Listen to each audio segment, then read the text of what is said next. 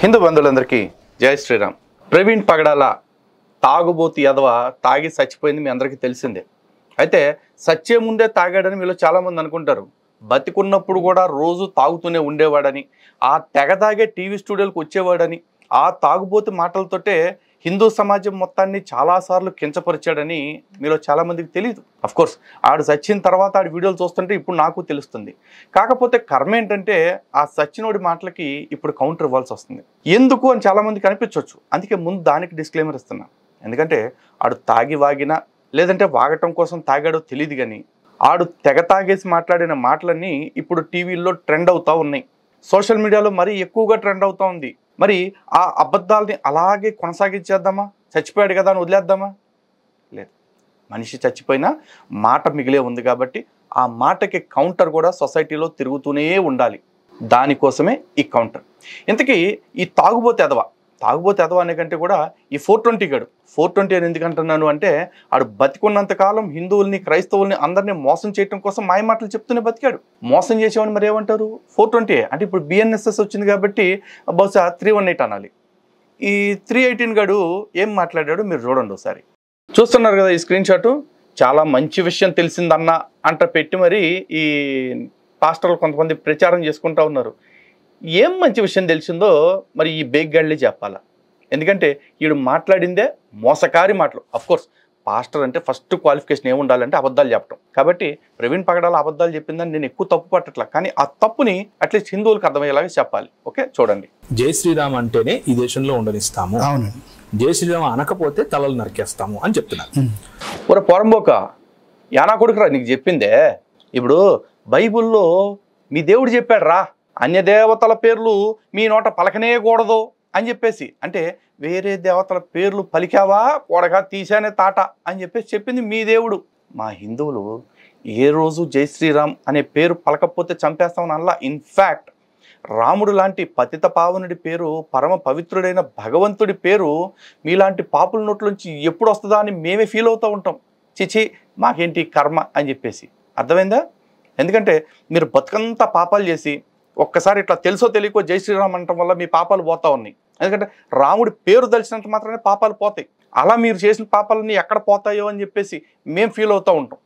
అంతే తప్ప మీరు పలకాలి అని మేము ఎందుకు కోరుకుంటాం తుఫేలుగా? ప్రతి 25 నుంచి 30 సంవత్సరాలకు ఇలాంటి స్లోగన్ ఒకటి తెస్తారు. మీరు చూడండి, ఇక్కడ చూస్తున్నారుగా, ప్రతి 25 సంవత్సరాలకి 30 సంవత్సరాలకు ఒక స్లోగన్ తీసుకొస్తారంట. ఎవరో హిందువులు, హిందుత్వవాదులు. దాని గురించి ఎక్స్ప్లెయిన్ చేసుకుంటూ ఇన్ని అబద్ధాలు ఆడుతున్నాడు కదా ఇటు.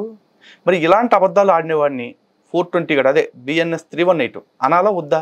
బతికుంటే మిస్లీడింగ్ అడ్వర్టైజ్మెంట్స్ కింద వీడి మీద కేసు కూడా పెట్టాలి లెక్క అయితే. అంటే మన దగ్గర వ్యవస్థలు అంత యాక్టివ్గా పనిచేయట్లేదు కదా. మతపరమైన విషయాల్లో అవి కొంచెం సున్నితమైన విషయాలు కాబట్టి అలా వదిలేస్తూ ఉంటారు. కానీ ఏ రాముడైతే ఒక వ్యక్తి చనిపోతే వాడి మీద శత్రుత్వం కూడా చనిపోతుంది అని చెప్పిన మహానుభావుడు ఉన్నారో, అవతార పురుషుడు ఉన్నారు, అటువంటి రాముడిని వీడు కించపరుస్తూ ఉన్నాడు. మరి పోన్లే చచ్చిపోయాడు కదా అని చెప్పేసి మరణాంతాన్ని వైరాణి అనుకుని వదిలేయగలమా? వదలలేం. ఎందుకంటే వీడు చాలా అబ్యూజివ్గా మాట్లాడాడు. కేవలం రాముణ్ణి, రామనామాన్ని అవమానించలా, భారతదేశాన్ని, భారతదేశ జాతీయ గీతాన్ని కూడా అవమానించాడు. చూడండి, కరెక్ట్గా ఇప్పటి నుంచి ఒక 20 ఏళ్లకు వెనక్కి వెళ్తే మీరు రెహమాన్ గారి మీద, మ్యూజిక్ డైరెక్టర్ రెహమాన్ గారి మీద ఒక పెద్ద దాడే జరిగింది అప్పట్లో. ఎందుకు? వందే మాతరం అన్నటువంటి పాట ఆయన ఎలా దాన్ని తన శైలిలో, తన బాణిలో ఏ విధంగా అయితే తీసుకొచ్చాడో దాన్ని అడ్డం పెట్టుకుని, అంతకు ముందు వందే మాతరం అన్నటువంటి బాణి 1947కు ముందులో వందే మాతరం అనకపోతే ఈ దేశంలో ఉండనివ్వము అని చెబుతూ వందే మాతరం అన్నటువంటిది అసలు ఆనంద్ మఠ్ అన్నటువంటి పుస్తకంలో ఎందుకు రాసుకున్నారు అది మాట్లాడదాం. కానీ దానికంటే ముందు నువ్వు డైలాగ్ అన్నావు చూసావా, ఆ 90sలో వందే మాత్రం అనకపోతే ఈ దేశంలో ఉండనేమో అన్నారని. ఒరే తుఫేలు, అప్పుడు 97లో ఏంట్రా, 2027లో కూడా అదే అంటాం. ఈ దేశంలో ఉండాలంటే వందే మాత్రం పాడాలంతే, నో కాంప్రమైజ్. ఎందుకంటే ఈ దేశాన్ని తల్లిగా అనుకోవాల్సిందే. మాతృభూమి రక్షణ కోసం, మాతృభూమి సేవ కోసం ప్రతి ఒక్కడూ తమ వంతు పాత్ర పోషించాల్సిందే. ఇందులో ఏ డౌటు లేదు. ఓకే, ఇకపోతే ఆనందమఠ్ అనే పుస్తకం గురించి, ఆ గ్రంథం గురించి మాట్లాడటం మొదలెట్టాడు. ఎంత అబద్ధాలు కూడా ఎన్ని కటిక అబద్ధాలు చెప్తాడో చూడండి ఇక్కడ. అని అంటే ముస్లింలను చంపటం కోసం రాసుకున్నారు. ఓకే, ఇది చరిత్ర, ఇది ఎవరు దీన్ని తీసేయలేరు. ఆనంద్ మఠ అనేది వీళ్ళకు మనం బైబిల్ ఎలా చదువుతామో అలా ఆర్ఎస్ఎస్ వాళ్ళు ఆనంద్ మఠ అనే పుస్తకాన్ని చదువుతారు. ఓకే, దాన్ని ఏమంటారు, ఒక చిన్న గేమ్ లాగా కూడా ఆడుకుంటూ ఉంటారు. ఓకే, ఏ విధంగా వెళ్ళి ముస్లింల దగ్గర నుంచి ఒక హిందువుని రక్షించాలి, ఏ విధంగా వెళ్ళి ఒక నిజానికి పేడతట్ట మొహం గడికి ఏమీ తెలియదు. ఆనందమట్టి అనే పుస్తకాన్ని దేనికి రాశారు అంటే సన్యాసి విప్లవం ఏదైతే ఉందో ఆ సన్యాసి విప్లవాన్ని ప్రేరణగా తీసుకుంటూ స్వతంత్ర పోరాటం అంటే బ్రిటిషర్లకు వ్యతిరేకంగా ఈ దేశపు స్వతంత్ర వీరుల్ని ఏ విధంగా మనం తయారు చేసుకోవాలి అన్న దాని మీద రాశారు. నిజానికి దాంట్లో ముస్లింలు అన్న కాన్సెప్టే రాదు అసలు. ఎక్కడ ముస్లింలు చంపడం లేకపోతే ముస్లింలతో వ్యతిరేకించడం అనే కాన్సెప్టే ఆనందమట్లో ఎక్కడ రాదు. ఈ మొండ ఆనందమట్ట బుక్ చదవకుండా ఏదో పేడతట్ట ముఖం వేసుకుని రక్షణ టీవీ అని ఒక గొర్రె వేదిక దొరికింది కదా అని చెప్పేసి ఇష్టం వచ్చినట్టుగా వాగుతా కూర్చున్నాడు అనమాట. పైగా వీడు ఏం చెప్తున్నాడు, రోజు ఆర్ఎస్ఎస్ వాళ్ళు మనం బైబిల్ అలా చదువుతామో వీళ్ళు అలా చదువుతారట. ఒరే, మాకు భగవద్గీత ఉంది, వేదాలు ఉన్నాయి, ఉపనిషత్తులు ఉన్నాయి, రామాయణ భారతాలు ఉన్నాయి, ఇతిహాసాలు, స్మృతి గ్రంథాలు, పురాణాలు ఇన్ని ఉన్నాయి. ఇవన్నీ చదవటానికే మాకు ఖాళీ లేదురా అయ్యా అంటే ఇప్పుడు ఆనందమట్ట బుక్ తీసుకొచ్చి అటన్నిటిని రిప్లేస్ చేసి దీన్ని పెట్టుకుని చదువుతామా? ఎవడు చెప్పారు? నీ మామ చెప్పిందా, మీ నానమ్మ చెప్పిందా? పైగా రోజు ఆర్ఎస్ఎస్లో ఆటలాడతారంట, ఎలా ముస్లింలు పట్టుకోవాలి. ఒరే మొండ, ఒక్క 10 రోజులు శాఖకి వెళ్ళి చూడరా, శాఖలో ఏం జరుగుద్దో తెలిసి పోరంబో. కానీ శాఖకి వెళ్ళి చేస్తే ఎప్పుడైనా తెలిసి వస్తుంది. ఎప్పుడు కూడా ఆ విదేశీయులు పంపించిన టూల్ కిట్ పీడిఎఫ్లు చదువుకుని శాఖలో ఎట్ట అవుతుంది, మా పాకలో ఎట్ట అవుతుంది, ఎట్టాటి గాలి మాటలు మాట్లాడకూడదురా. ఎప్పుడైనా సరే వెళ్ళి పరిశీలించి తెలుసుకుని అప్పుడు చెప్పాలి. శాఖలో కేవలం దేశభక్తుల్ని తయారు చేయటం మాత్రమే జరుగుతుంది.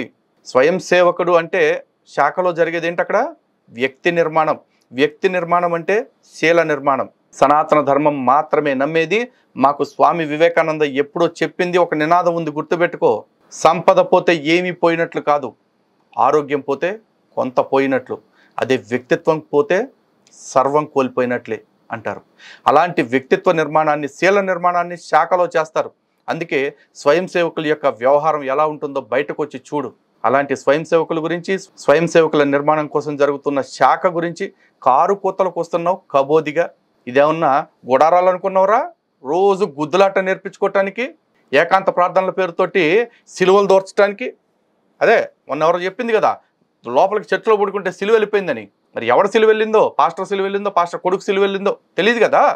అలాంటివి జరగటానికి కాదు ఇక్కడ శాఖలు ఉండేది. ఒక ముల్లాను పట్టుకుని వాడిని గొంతుకోయాలి, ఇలాంటివి గేమ్స్ గా ఆడిస్తారు కొత్తగా. డౌట్ లేదురా, నీ మా అమ్మ తడిక. నువ్వు ముల్లాలని పీకలు కొట్టడం నేర్పిస్తావు శాఖలో, నువ్వు చూసావా? తప్పుడేదవా అని కొత్తగా ఈయన వెళ్ళొచ్చాడుగా శాఖకు, అడిగితే చెప్తాడు ఈయన కూడా. సో బేసిక్ గా ఈడు వెళ్ళొచ్చాడు కదా, నా గడ్డి నవీన్ అదే ఆడు మడ్డి నవీన్, ఆడి పేరేంటి, వడ్డె నవీన్, ఆడి గురించి నువ్వు చెప్పటం, ఆడి ఎకిలి నువ్వు నవ్వటం, సిగ్గులేని ఎదవా.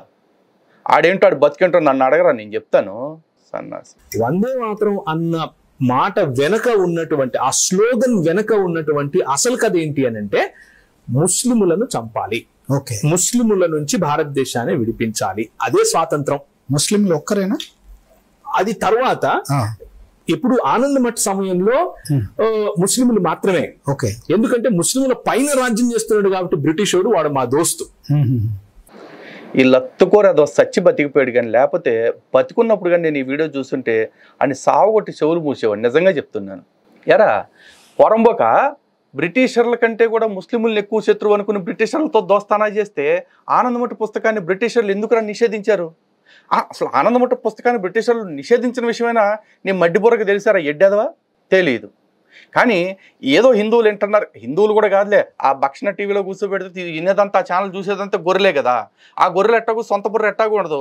ఆ నల్లట్ల పుస్తకం కూడా సొంతగా చదివేది ఏమి ఉండదు. మీరు దానిలో నుంచి తీసి మా దేవుడు అది బీగినాడు, మా దేవుడు ఇది బీగినాడు అంటే అవి మాత్రం వినేసి ఆహా ఓహో అబ్బో అమ్మో అని కొట్టుకుంటారు. అదే చప్పట్లు, అంతకుమించి ఏం లేదు కదా.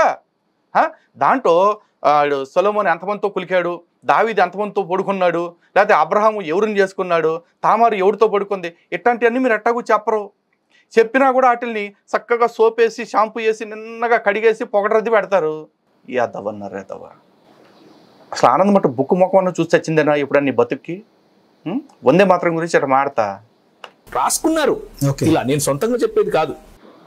ఒరే ఇంత సొంతంగా కట్టుకథలు చెప్తూ కూడా ఇది నా సొంతంది కాదు అంటున్నావు అంటే నిజంగా నువ్వు ఒక వర్గానికి ఇన్స్పిరేషన్ రా, నువ్వు ఒక వర్గానికి ఇన్స్పిరేషన్ అంతే.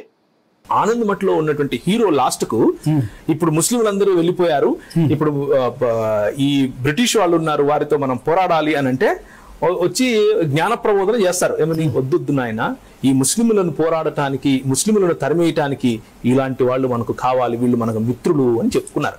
ఓకే, ఎవరు? బ్రిటిష్ వాళ్ళు. సో వందే మాత్రం అనే స్లోగన్ వెనక అంత స్టోరీ ఉంది. ఓకే, ఇప్పుడు వీళ్ళు రాముని తీసుకొస్తున్నారు. విన్నారుగా ఈ ఎడ్డిన మడ్డిగాడు చెప్పే మాటలు, మడ్డిగాడు చెప్పే మాటలు విన్నారు కదా. ఇలా ఉంటుందన్నమాట. వీడికి వందే మాత్రం తా అంటే తూ తెలీదు. ఆనంద్ మఠంలో ఆ ఫస్ట్ పేజ్ నుంచి కనీసం 2వ పేజ్కి వెళ్ళాడో లేదో కూడా తెలియదు. ఇష్టం వచ్చినట్టుగా కథలు మాత్రం చెప్తా ఉన్నాడు. పైగా వద్దొద్దునైనా ముస్లింలను తరమటానికి మనకి వీళ్ళ సపోర్ట్ కావాలని చెప్పేసి హీరో చెప్పాడంట. ఎవర్రా ఒరే, ఆనంద్ మఠం బుక్ మొత్తం తీరా నాయన, అది రాసిందే బ్రిటిషర్లకు వ్యతిరేకంగా రా సన్నాసి. అందుకే దాన్ని బ్రిటిష్ వాళ్ళు బ్యాన్ చేశారు బుక్ని. ఎట్టా 53 దేశాల్లో మీ నల్లట్ల పుస్తకాన్ని ఎందుకు బ్యాన్ చేశారు? మానవాళికి ఏ విధంగా విరుద్ధంగా ఉందో ఇక్కడ కూడా బ్రిటిషర్లకి అలా విరుద్ధంగా ఈ బుక్ ఉంది కాబట్టి. అట్లాంటిది బ్రిటిషర్లతో కుమ్మక్క అవటానికి, కాంప్రమైజ్ అవటానికి బుక్ రాశాడని చెప్తున్నావా? నీ బతుకు జడా అని అనాలని ఉందిరా. కానీ ఆల్రెడీ నీ బతుకు చెడిపోయింది. చెడిపోవటం ఏంటిలే, నువ్వే బకాడి తాగి చెడగొట్టుకున్నావు. ఇక దాని గురించి నేనేం మాట్లాడతాను? ఇక పెగ్గుడాలా, ఊపర్గాయ పగడాలా అయిపోయింది. ఊరే నువ్వు అర్ధాంతరంగా అర్ధాయిస్తోటి ఎందుకు చచ్చావురంటే బహుశా ఇట్ట రాముని నానా మాటలు అనబట్టే చచ్చుంటావురా. దాన్ని అన్యాయంగా మాలాంటి అమాయకుల మీదకి నెట్టాలని చూసావా? అట్లా నెట్టాలని చూసిన ఆ బోడిగాడు, మీ పేడిగాడు అందరూ కూడా ఇవాళ అడుక్కు తింటూ ఉన్నారు. సో అది హిందూ బంధువులారా, మనకు ఆనంద్ మఠ్ గురించి ఏమీ తెలియదు కాబట్టి ఆడన్నీ తెలిసినట్టు మాట్లాడాడు. నిజానికి ఆడికి ఆనంద్ మఠ్ బుక్లో మొదటి పేజీ కూడా పూర్తి చేసి 2వ పేజీకి వెళ్ళిన ముఖం కాదు అది. ఈడు పోస్టర్ చూసేసి సినిమా ఊహించుకునే రకం. టైటిల్లో వందే మాత్రం అని ఉంది కాబట్టి, వందే మాత్రం అంటే అది జాతీయ గీతం కాబట్టి, దేశభక్తి గీతం కాబట్టి దాంట్లో ఖచ్చితంగా మా గొర్రెలకి పందులకి వ్యతిరేకంగా ఉంటుందన్నాడు ఫిక్స్ అయ్యాడు. కానీ గుర్తుపెట్టుకోరై, ఒక్క వందే మాత్రం ఇప్పుడు మనం చూస్తున్న వర్షన్ ఏదైతే ఉందో అది కాదు, కంప్లీట్ ఫుల్ వర్షన్లో కూడా చూసుకో. ఎక్కడైనా సరే ఇంకో మతాన్ని కించపరచడం, ఇంకో మతం చంపమంటం అనేది ఎక్కడైనా ఉందేమో చూడు. అంతేకాదురా, అసలు యావత్ హిందూ గ్రంథాలు తీసుకో, మా మతం కానూని రాళ్లతో కొట్టి చంపు, మా మతం కానూని నరికి చంపమని ఏ గ్రంథంలో అయినా చెప్తే తీసుకురా. ఆ గ్రంథాన్ని ఆ రోజు నుంచే నేను విడిచిపెట్టడంతో పాటు నేను వీడియో చేస్తా. దయచేసి ఈ గ్రంథం మతోన్మాదాన్ని ప్రేరేపిస్తుంది, ఈ హిందూ గ్రంథాన్ని ఎవరు చదవద్దని. కానీ అలా తీసుకొచ్చిన కొండగాళ్ళు ఎవరైనా సరే నీ మత గ్రంథంలో నుంచి నేను అటువంటి వచనాలు చూపిస్తే దాన్ని కూడా మూసుకుని పక్కన పడేస్తాము, ఆ బుక్ని ఎవడో చదవటానికి వీల్లేదు అని నేను కూడా అనౌన్స్మెంట్ ఇస్తాను అని చెప్పే దమ్ముంటే కొడకల్లారా నా దగ్గరికి రండి. మళ్ళీ ఆనక ఇక్కడ కామెంట్లు పెడతారు, ఈ లలిత్ కుమారు పరమ దుర్మార్గుడు, అందరినీ బూతులు తిడుతున్నాడు అని చెప్పేసి. అరే, నా దేశాన్ని, నా రాముణ్ణి, నా దేవుణ్ణి దూషిస్తుంటే నేను అన్నయ్య తమ్ముడు అనే అంత ఎర్రిబాగులోని కాదురా, ఎర్రిన ఎంగళ్ళప్పల్లారా. నా దేశం జోలికి, నా ధర్మం జోలికి వస్తే ఎంతకైనా దిగుతా. మీ బోడీ సర్టిఫికెట్లు, మీ బోడీ అప్రిసియేషన్లు తీసుకోవటానికి నేనేమి ట్రిప్లెక్స్ సోప్ పాటల సంస్కారవంతమైన సోపులాగా అన్ని మూసు కూర్చోటానికి కడిగి పడేస్తా యాసిడ్ పూసి ఒక్కొక్కడిని. కాబట్టి దయచేసి హిందూ బంధువులకు మళ్ళీ చెప్తున్నా, ఇలాంటి తప్పుడు వీడియోలు వచ్చినప్పుడు అది వినేసి అవునా నిజమా అని అనుకోకుండా ఈ కొడుకులు చెప్పే ప్రతి 100 మాటల్లో 150 అబద్ధాలు ఉంటాయి అన్న విషయాన్ని అర్థం చేసుకోండి. జై శ్రీరామ్, భారత్ మాతకి జై. సనాతన ధర్మం మాత్రమే సర్వోన్నత ధర్మం, సర్వోత్తమ ధర్మం.